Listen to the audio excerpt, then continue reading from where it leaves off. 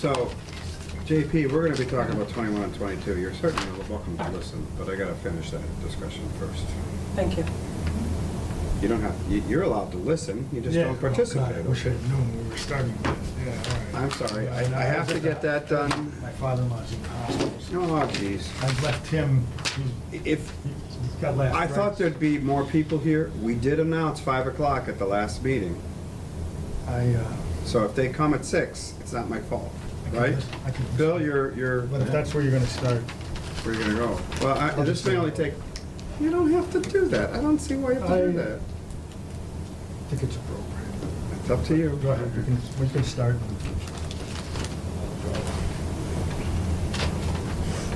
Well, I thought you would have major discussion. I am shocked.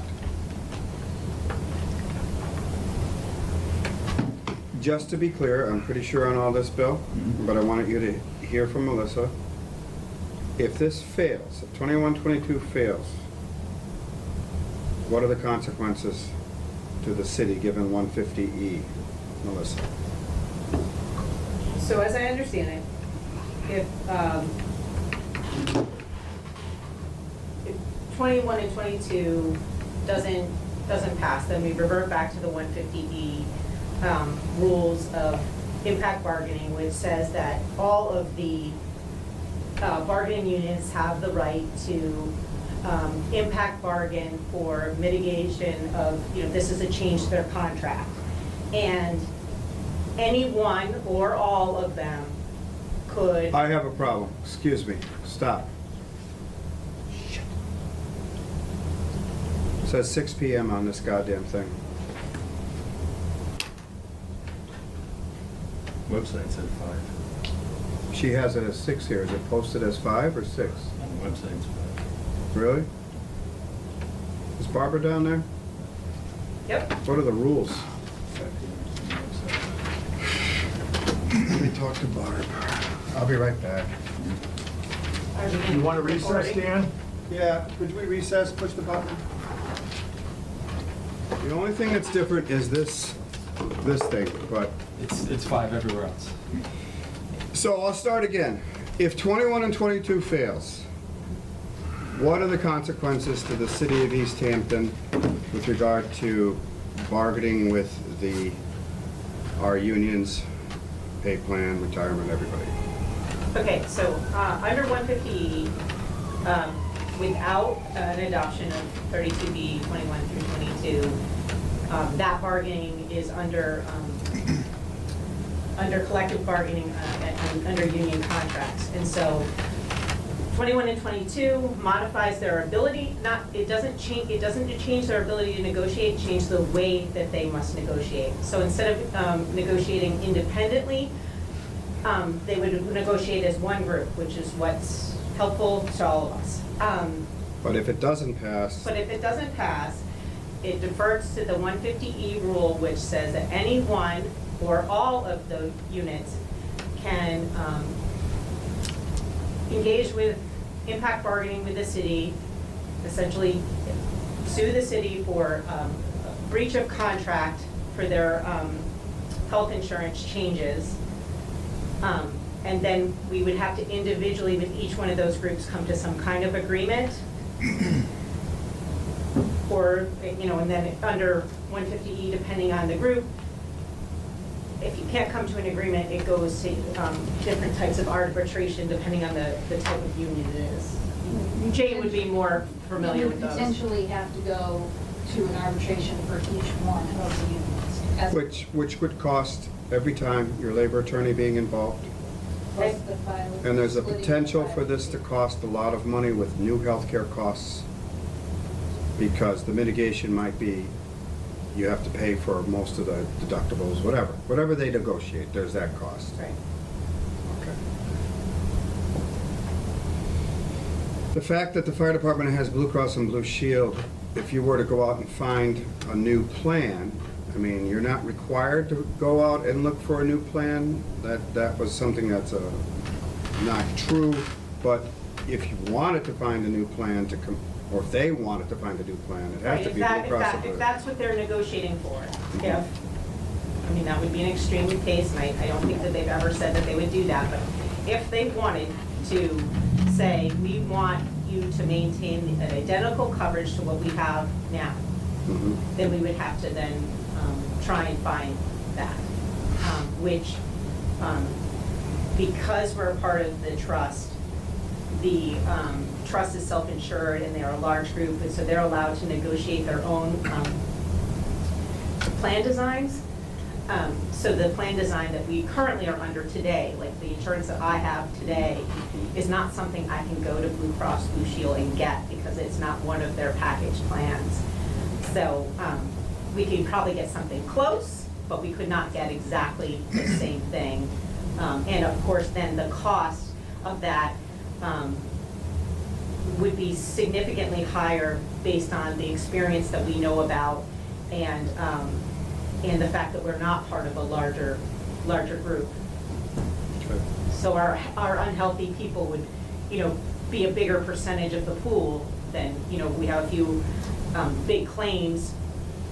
Melissa's going in for, back surgery this week, and, that's a high claim, and, it's expensive, it makes the group high risk because I have an incident.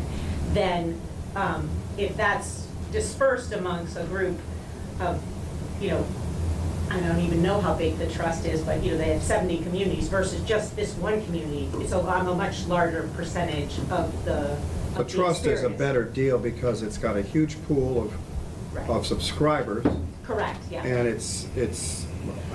I think everybody wants to stay in the trust. I believe you're correct. But No one has it's said quite that clear to otherwise. me, though, if the trust needs to know that it can be protected from future problems, and they think 21 and 22 protects them because they can get the plan designs they want Mhm. without So. individual unions negotiating with them or with anybody. So let's be clear, the trust doesn't need to be protected. Okay, I don't. They can. They were worried they can about it. do what they want. It's that, how flexible how are we able to adapt to changes that they propose? Because they aren't proposing them, they're Right. notifying us. Right. The other facts that you mentioned, into 21 and 22, there is the mitigation, the group that comes together, the employee, what is it, PCE? PEC, Public employees. Employee Committee, which is members of all the unions. They get 30 days after the plan is released to mitigate, to ask for mitigation. The first year, they get at least 25%, which could be higher, depending on what the city wants to do. Correct. Correct. And it can also be, they can also negotiate that 25% be spread over. Could be put into an account and be part of future budget years. Correct. Correct? Correct. Yes. It does not all have to be paid in year one, if that's what is negotiated. And I think you told me their collective bargaining rights are not curtailed, they are curtailed individually under 21 and 22, individual units, but they are a group. They get to negotiate plan design in the future. If there's a plan design change, they get to, It would be the same thing again. They get to negotiate how the savings is mitigated. but don't they get to negotiate They have no say. over the plan design, but they get a say as to how that could be mitigated in the future. Correct, right, yes. It could be, like you said, Westfield. She just did this in Westfield. Mhm. Very, very important to me that you had that experience. And they increased the premiums to 23%, and their mitigation was giving them two months off of premium payments. So that's the kind of mitigation they can negotiate every time. Every time the there's a change. So that always happens. It's not like after the first year, they never get to negotiate again. No, but there has to be If there is another any change. It has to be a change, right? Yeah. So if the trust doesn't come back with any changes for 10 years, Mhm. nothing happens with the PEC. Bill, I'm done anyway. Thank you. Collective bargaining unions are important to me. I really believe that they do wonders for the employee. Does this strip them their right or take away anything in regards to the end of their contract term? So this is just Health. when it's changed in the beginning and ending dates of their contract, and then when they renegotiate the end of their contract, they can negotiate co-pays and things like that, right? No. This is taking health insurance out of 150E, Mhm. putting it into a different type of bargaining. Yep. And that, and when plan design changes, so when co-pays change, Mhm. it gives them an opportunity. Every time there's a co-pay change or that we institute a deductible, which we don't have, so if that was the next thing to come, if that happened, then at that point, the unions, as a collective, unions together, would negotiate, okay, well, this is a cost, it's a cost shift. I mean, let's just be really honest about it. This is, the premium is less, the city saves, or the employer saves money, and the user of the benefit pays more. Mhm. That's just what happens, Yeah. okay? So when that happens, it's a change in their gross compensation, if you want to look at it that way, and they're saying, we need to mitigate. And so what the state has offered to us is, it's very complicated to negotiate with multiple unions around one plan, because you don't want to offer different, you don't You want to want have. 7 different plans. You don't want 7 different plans, and you don't want all these different buckets of experience, like, the teachers get one plan, and, the plan gets something else, and then we have even smaller and smaller groups. So this is how you negotiate this, but it doesn't affect any other part of their contract other than health insurance Yep. and plan design. And once it's accepted, once we Adopted. reach an agreement, Yeah. that's until, that's the way it is, until there's another change, if there ever is So, another change. so like the teachers have that $20,000 stipend, in their contract, they're already agreed. Does that go away? Does the Blue Cross Blue Shield that the firefighters have goes away? So they have nothing even at the end of their contract, they can't? Any reference to healthcare in the standard CBA is no longer allowed. It's no changes to it, so the Blue Cross Blue Shield. The existing would stay, Right. but they can't negotiate at the end of their contract when they renegotiate a new contract. They can't add to it, they can't change any, and. They can't put in additional language about health insurance or, Because it's now. because it's approved. now part of the 21. But this is news. Hmm. The fire department fire personnel can maintain the Blue Cross and Blue Shield because it existed. It's I- grandfathered because it existed before. I didn't think so, but No, I don't honestly know. They'll maintain it because we're still with the trust, Yeah, and I don't see the trust going anywhere. But the 20,000, that's in there now, but that has to be renegotiated, so they That's- won't be able to do that again. It's a side letter from about 10 years ago. But it meaning- continues every time they do a CBA, isn't it? You don't know? Okay. I would need a legal opinion on that. It's a letter that has a date saying if this change happens in this year.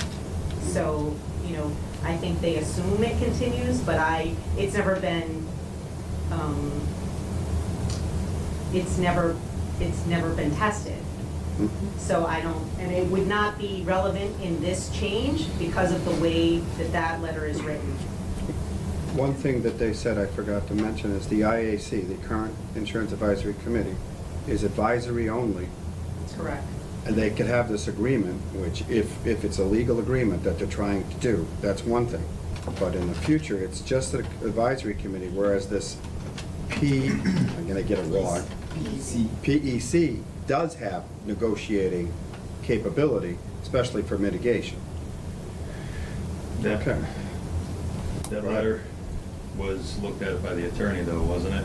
They're in negotiation, they're still debating it, as far as I know. Okay, that whether it's binding or not, because it was said by the attorney that he advised it not to be because they don't represent the union, and that one individual that may not agree with it, that maybe a sole teacher could grieve it and then raise that whole thing, and now you're going against that one. Well, that's what was there now, unless the agreement is changing.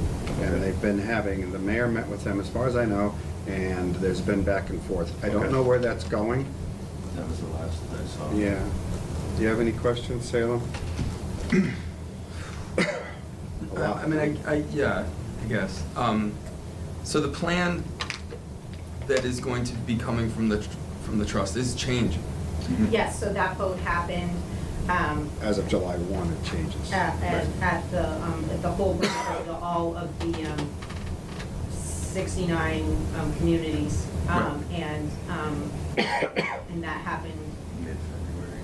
It yeah. happened like early Feb, right? Yeah, early February, and the last vote, so it was voted at exec committee to do those changes. It was voted at the whole group of all of the representatives of all the communities, and then it needs one final adoption that happens tomorrow night from the Hampshire Council of Governments, because they're a part of the Hampshire Council of Governments, so the Hampshire Council of Governments would also have to agree that that was the best plan for the trust. Okay. So that's pretty much a done deal, it seems like. Yeah, pretty much. So, unions wouldn't have any purview to change that in any way. Nope. So Unless they wanted to get out of the trust. unless they wanted to get out of the trust, Which would be very is- difficult and expensive. Which, if you're looking to save money, is not. It's not in their the right best thing to do. interest, because it's Right. already cheaper than most plans and cheaper than the GIC, right? Yeah, That's- and a richer plan, even with the changes. Well, I looked at the changes, and like if you compare it to the GIC, it is more generous. Yes. Like Plus, by we pay 75% of the premium. a significant. Right, so when we were discussing at the executive committee, the changes that we made, the argument was made by several members of the executive committee that we wanted, if we were going to adopt the changes that were like our peer groups, like other group insurance trusts, that we still wanted to be the best plan for the least expensive cost, even with the changes, and I think that we accomplished that. Okay, so if one of the bargaining units decided that they didn't like one of the pieces of the new plan, Right. if nothing changes, could a sole unit hold up They could the whole definitely- process? They could hold up the whole process. I mean, I'm not an arbitrator, but I Are mean. you talking if it was adopted or if it? So if we If did we didn't adopt nothing, this. if we did nothing, And one group decided. and one group decided they didn't like it, They can file. and Agreed. that would keep, and because the trust is required to offer the same menu to each unit, Yes. which the city of Easthampton is a unit, Mhm. that could potentially endanger our participation in the trust. So what we would do is, we would continue with the trust and find out the end result of their impact bargaining. And then at that point, what, we would have to figure out, well, what is it that they were looking for? Is it doable? Is it not doable? Worst case, not really a thing, we have to offer the same plan that we have today. I mean, is it possible to get a very comparable plan? Yes, but it is very expensive. So it would end up costing the unit more money if that's what they wanted. Well, it would cost everyone more money. Their 25% would go up, our 75% would go up. That money comes from somewhere. Most likely, they would negotiate or have a grievance that they would want mitigation for the new costs. In other words, the city would have to set up a plan to pay them a benefit, flex benefit plan or something that gives them some money because they have to pay all these new copays. You set up, Well, right, but they that's- could negotiate that like the 20,000 in the teachers thing, only in a different way, I don't know. But that's most likely the scenario, wouldn't it be, that they would Want to. they would have some kind of mitigation. If this didn't happen, that's what I'm thinking. Yeah, they They wouldn't want to get out of the trust, but they would want to get something to help them pay for Right. the new Right, they would costs. want some kind of mitigation. So this is starting to come into focus for me a little bit more. So it seems like this would be, and I guess I'm just trying to simplify this for myself. It seems Good like luck. this would be a way to streamline the process of the mitigation piece, so you don't have to do it with each individual unit, and there's continuity across the board and fairness, so everybody has the same mitigation as opposed to. And it includes the pay plan and retirees too, that's a biggie. Right, Okay, and- so right, that. yeah, there is parity among groups, is what I keep saying, is that no one group can get a better deal than any other group, and we don't have to have 7 different conversations, we have one conversation. And, you know, the PEC is weighted, so there will be the strongest voice in the room. Right. Whatever they wins for everyone versus. And given that it's the teachers, they'll be the strongest voice, because they have the largest employee group. Yes. Let's be fair, I mean, that's Now, it. if it's adopted Mhm. and we start negotiating, there's 30 days to negotiate. At the end of the 30 days, they can file, and it would go before a 3-person panel. Yeah, that's the second step, the arbitration panel. But as I understand it, because our plan, even with the changes, is better than the GIC, Yeah. equal to or better, in most cases, the panel is going to accept it. Right. And the same with the mitigation. If it goes to the panel because of the mitigation, because as long as we are doing something with a minimum of 25% cost, mitigated cost, the panel will accept it. And because they're, just to notice that the premiums aren't increasing this year. They increased last year. So there's a savings, budget-wise, between Right. this year's fiscal year and next year. That savings, 600,000 or whatever it is, that 25% of that savings is what they're talking about mitigating, Yes. correct? A minimum, yep. At a minimum. Okay.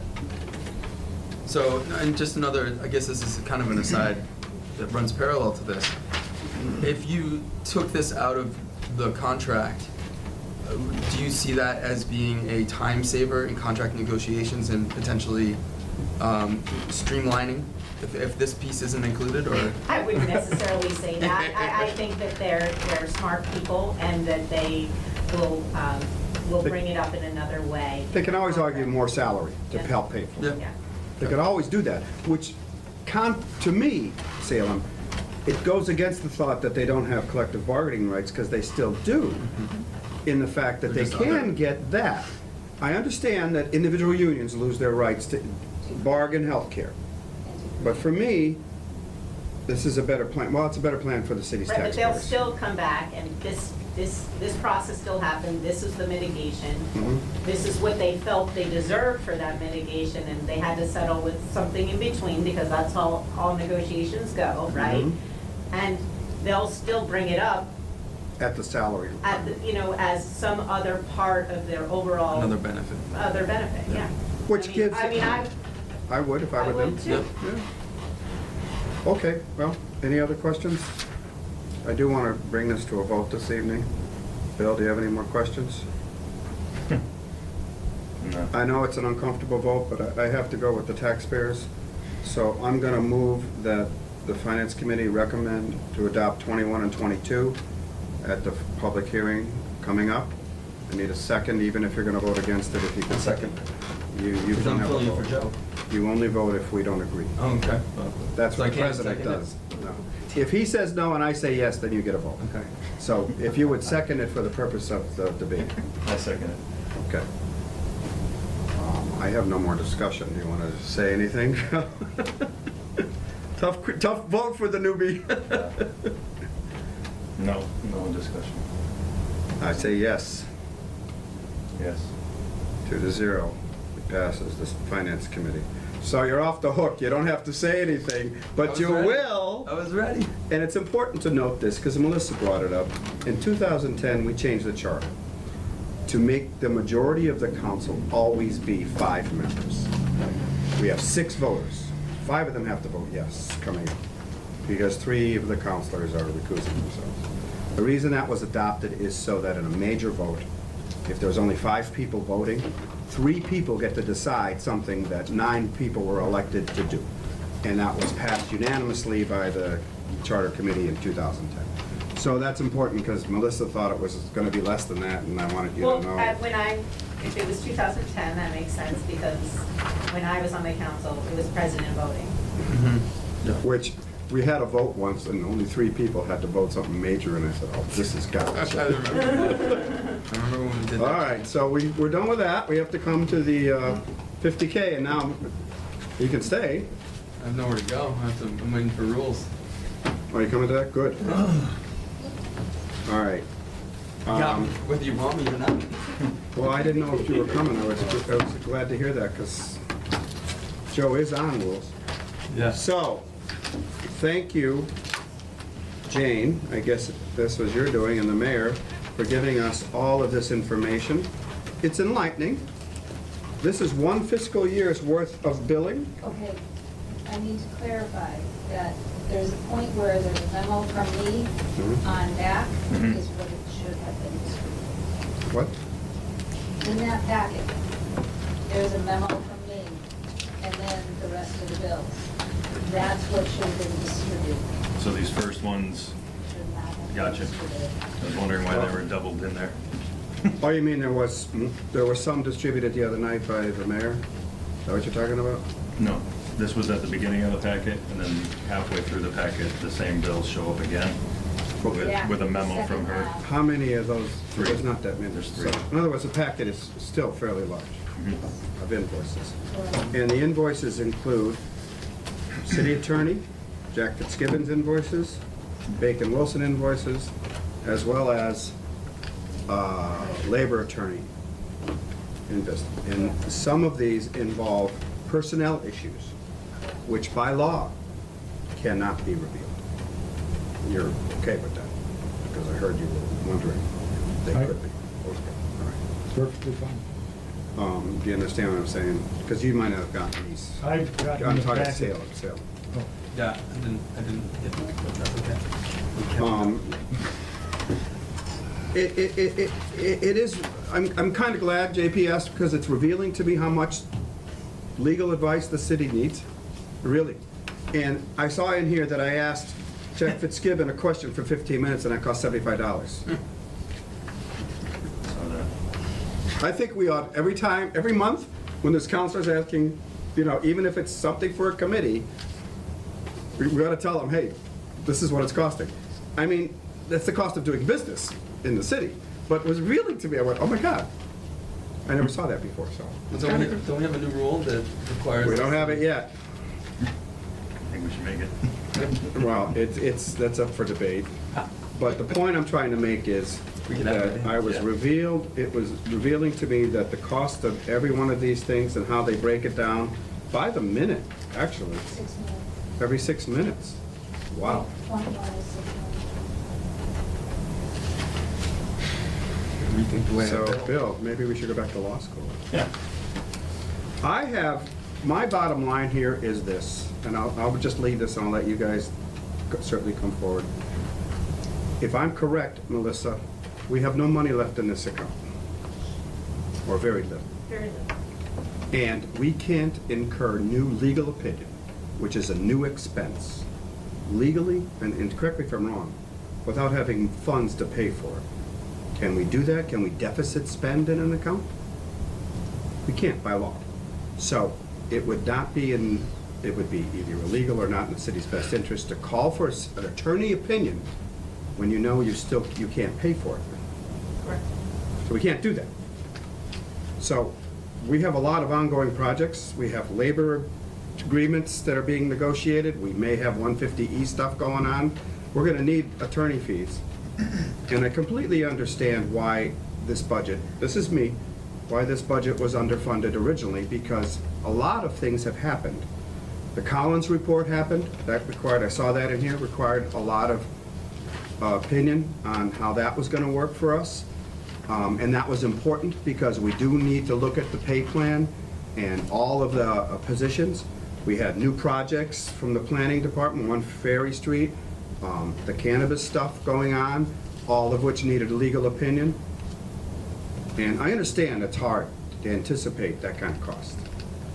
The other thing that I find okay is the reserve fund was appropriated for this purpose, and if it wasn't used, it would go to free cash.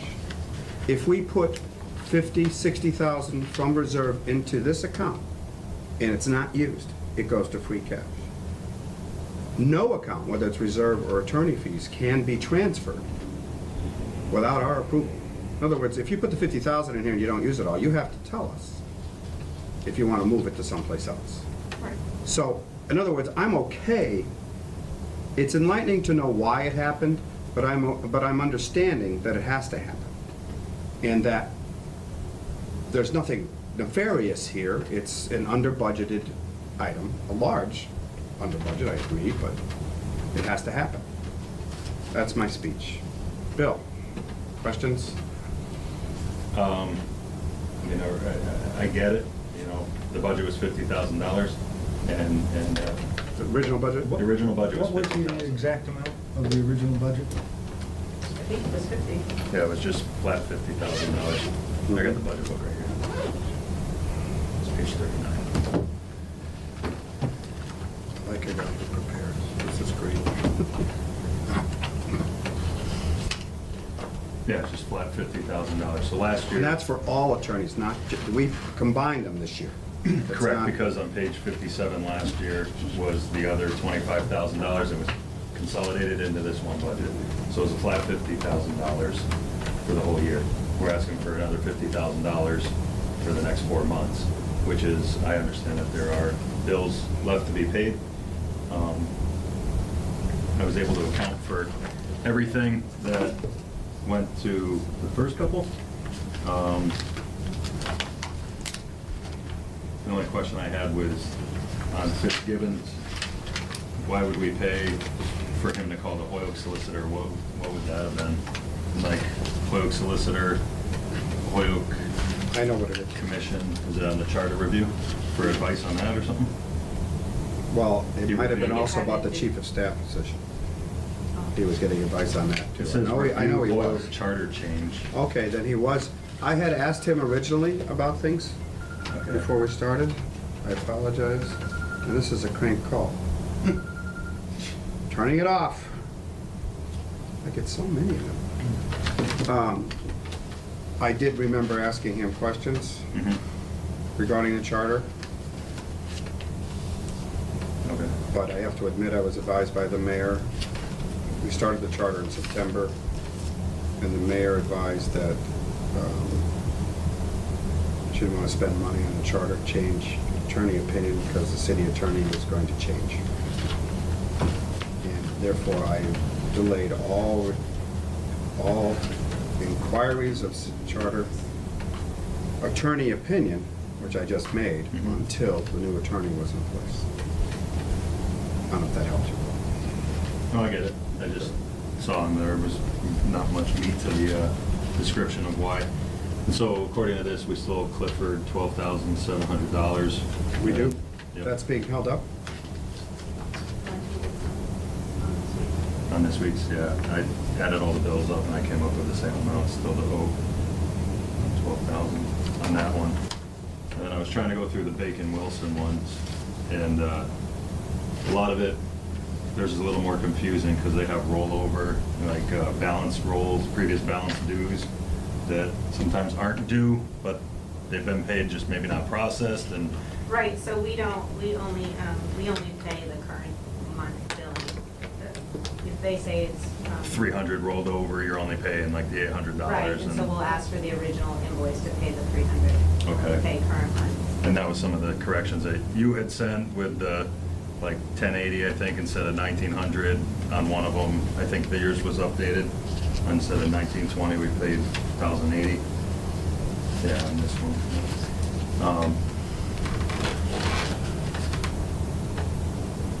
I don't know.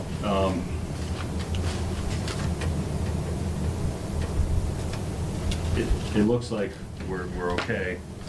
You know, I think outstanding is $23,000. Are we gonna spend the other 27,000 in the next 4 months? To your point, it goes over to free cash, I get it. Imagine we would, because those are for old bills? They go Previously through- submitted bills. They're If through, I'm- they're through, I think the end of January. End of January. So Actually, we haven't- all the bills on the activity sheet, except for the 12,000, all the bills essentially are from the first half of the fiscal year. Correct. Well, I saw some So- for January, February. Some for January, there were none for February that we've been given. we don't have them. That's right, we don't have. Okay, they're okay, so all- January. they're There's some all January. Pending. For work that has been done primarily For the first half. first half of the fiscal year. Mhm. How much, you said the budget was 50,000, and it's illegal to spend So we, beyond? so you'll notice that in some of those bills, there's consulting fees for HR, if you look at the detail of it. And so we had, you should have gotten in finance a transfer from the HR salary to HR consulting services, and we spent some money out of it. We, parsed up the bills and have spent some. Intra-department transfer. Yeah, for the HR consultant. fees. $13,250, if I'm not mistaken, was the amount for HR consultant paid. 500. That's- Yeah, that's on one bill, 2,500. Yeah. How, that was a direct bill that we were given from Monica Kane. But if you see who the bill went to, Clifford County. the bill, Monica billed Clifford and Kenny You mean, for her HR services. is that true? Yes. In fact, she didn't bill just once. She billed every single month from July, August, September, October, November. See that? I don't think we have. I have, when you go through the Kane billing, Monica billed an attorney's office She works for for her them. services. She We works. don't work for them. She doesn't work for us. She works for them. That's right, she worked for an attorney. Okay. It just seemed strange to have HR, wouldn't HR consulting typically come out of a professional service account? Right, that's what I'm saying. We moved the money for the HR salary down. That there was an interdepartmental transfer, which you would have been notified of, to cover a cost of having that consultant. So it was part of, like, that, those portions, you know what I mean? Like, so we paid some of that, the Clifford and Kenny stuff from the HR I remember. professional services, because we moved the money out of the Salary line, which you didn't need because you didn't have a permanent personnel director. And this was how we were, Able to, and she acted as a consultant for all of these issues, but working for Clifford Kenny. correct. Is that right, Clifford Kenny, is that the name of it? Mhm. Okay. So that's why we're not overdrawn in the legal, because some of these were paid through that professional services line, because it was for professional services to help out with HR functions. In other words, Right. though. But we if- do have an obligation to Cook and Company in the amount of 9,000. It's expected that they've already done the work for. For 21, 22. Right, and that was originally for that's, and also professional services. So that 9,000 in the 1920 to Bacon and Wilson would take us over to 50,000 if you add up the 43,250 and the 1920 and the 9,000. Like I said, some bills, like the cooking company, can still be paid out of the professional services line, because we moved the money. So there's from- money in there. Yeah, it's an HR, cooking What- company what- is not a legal, they're not a legal company, they're a professional services company helping in HR. But that 9,000 was for sections 21 and 22, Correct. not But it's- for, but it's not not- for HR services. The HRs weren't billed through It was an HR. Cook and Company, they were billed through Clifford and Kenny, if I'm not Correct, mistaken. and So that's a when totally we- different firm. Correct, but Cook and Company is providing HR support, so that we follow all the legal obligations of 21 and 22 as, in administering the health insurance and all that, all those other things for, and it was a decision made with the former HR consultant and recommended by our attorneys, because they said, we're really expensive, you could hire these other people for less money. And they're a consulting firm, not a legal firm, so Correct. professional services works. Yeah, Does that professional service account actually also pay for attorney? it did in the past. But now all attorney That's what this requirements is. comes out of this account now? Right, yeah. So there's a difference there. One's a consulting firm, I get it, okay. so that was what, like, that's why we're not over, but our legal obligations are great, so we put, it's like, this is how we got there, but that's why the transfer was made to professional services, so that we could handle some of this additional support needed while we looked for an HR director. Mhm. And there were some expenses, I understand, for how to figure out how to pay Monica?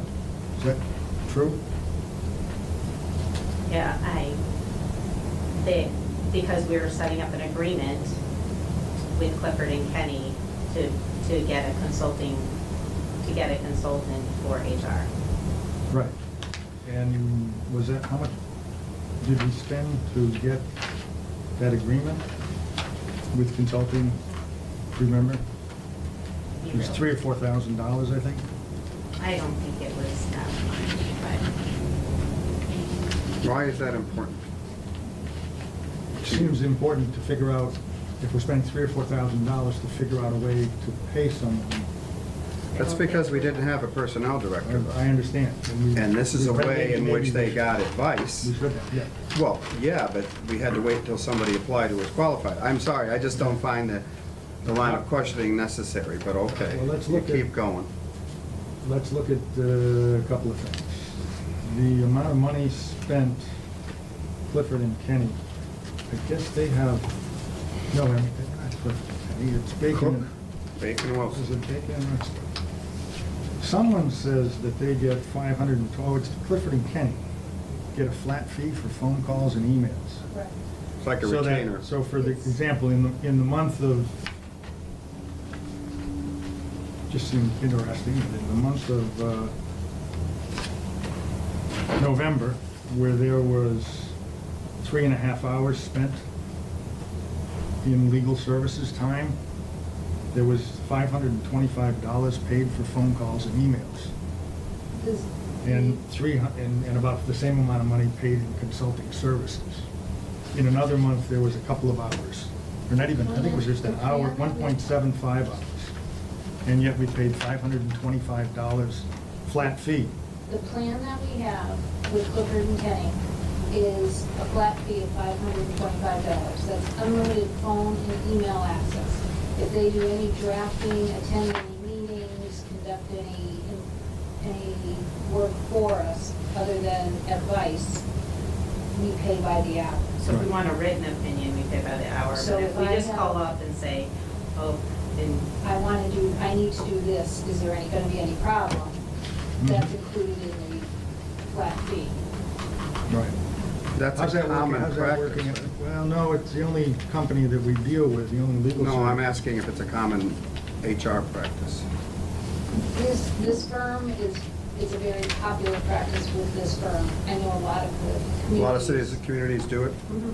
No other attorney's office, Bacon and Wilson didn't do it, Oh, John that's because- Fitzgibbons didn't do it, and neither did Cook. We don't have retainer agreements with them. And it would probably, With Bacon and Wilson? no, we were No thinking of that, but we retainer. don't do So it. we have a retainer with Clifford and Kenny? well, we have the $525 a month for unlimited. But they're not a legal firm, right? They're a consulting firm. But Clifford and Kenny are just a personnel. It's a labor council firm.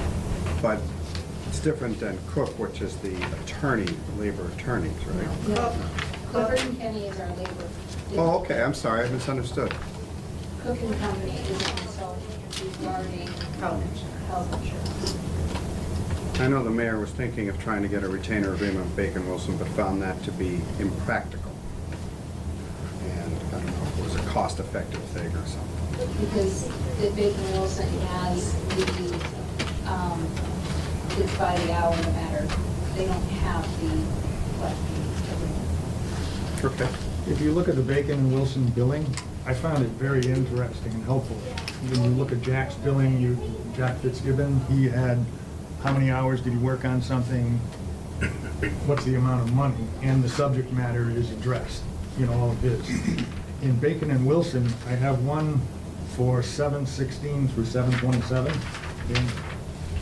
where nothing is talked about number of hours.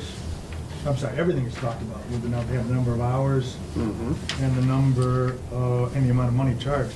And yet for 7/3 through 7/30 from the same company is another bill that has no hours and no. So let me It just seemed. understand, how is that relevant? It's relevant in that it would be in evaluating how we're doing Are you this. contracting with them, or, you know what I mean, like, is their billing practice relevant to the discussion of I whether think or not? I think it is because it makes it easier to evaluate how many hours they're charging and how much they're charging for the services. I believe that's up to the mayor to decide if in her estimation, she is getting the amount of work she needs effectively and ethically from an attorney's company. I think, If she wants more detailed information, she can get it. But if she's willing to pay the bill, the mayor first and then Melissa, then I believe it's up to them to decide. If you're saying that you want oversight over every invoice, I have a problem with that. I didn't say that yet. What I'm saying is that I would think it would be helpful to have the typical breakdown of the topic discussed, the number of hours, and the charge. Was that And- redacted? Was that- No, it's No. just redacted? on one invoice for, yeah. So, well, I think this one that has the hours broken down is in relation to a specific case. And the other one that doesn't have the hours broken down is a general file, so that just might be the way that they, on general matters, they don't break it down by the hour, in a specific case they do. Right. And on Jack's bill, no matter what the case was, was always Well, that's broken down. his- It's typical. I would think that we have an oversight function to make that request. And the mayor can go with the request or not, but I think it's important to do just as a standard of practice. You can ask them, but I don't think it's pertinent to the fact that we have to pay for the attorney fees. It's interesting in looking over the bills, and I appreciate thank you. It's almost 5 to 6, I have a 6 o'clock meeting. Do you Yep. want to vote on this or meet Monday? I'm willing to vote on it myself, because I don't think there's more information that I need. Bill? Only question I have for you is, do you feel that 50,000 is what we need to do?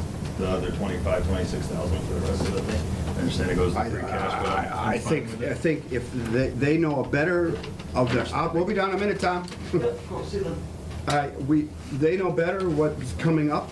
I don't know what more planning department stuff is coming. And if it's not enough, they'll come back to us for more. If there's a surplus, it goes to free cash. If there was a surplus in reserve, it goes to free cash. That's why I'm not worried about, if we were borrowing this money from stabilization, I would have a problem with how much it was. I would like to make sure that's the only way we could do it. But the reserve fund is designed to support under-budgeted accounts, and we've used it a lot over the years to do that. So, I did have one other question on. if you can do it quickly, otherwise I I'm have. try to do that as quickly as I can. We were given an Easthampton page and a 106563. It's a detailing of the expenses for various interviews. That's a personnel matter. Yeah, it's a personnel matter, and my only question is, none of the figures add up on the page. You have to hand that to her so she can look at it, but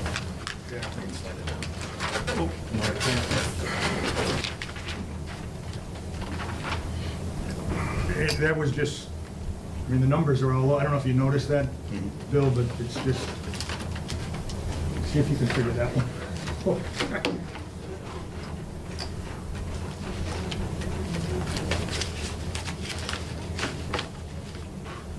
hey, Omar.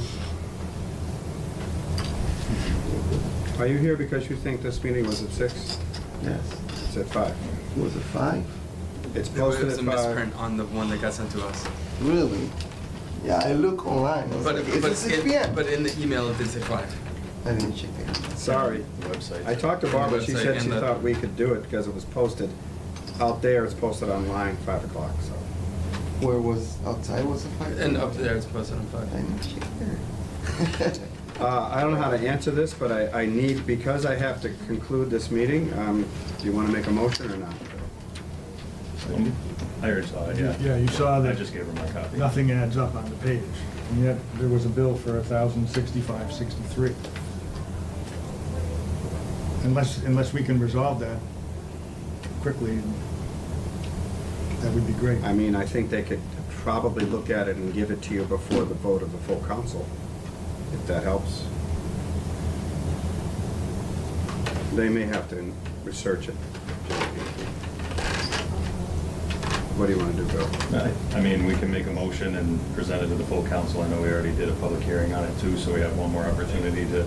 You have one more opportunity to make questions Review it. and review it, but the full council could review it. So, I mean, bills that are outstanding need to be paid, you know, the amount, I think, if anything, can be adjusted before at the full council. So I'll make a motion to recommend that we approve this meeting. I will second that. Okay. Yeah, but you, it was posted at 5 o'clock, the meeting's almost over. I'll talk to you in a minute.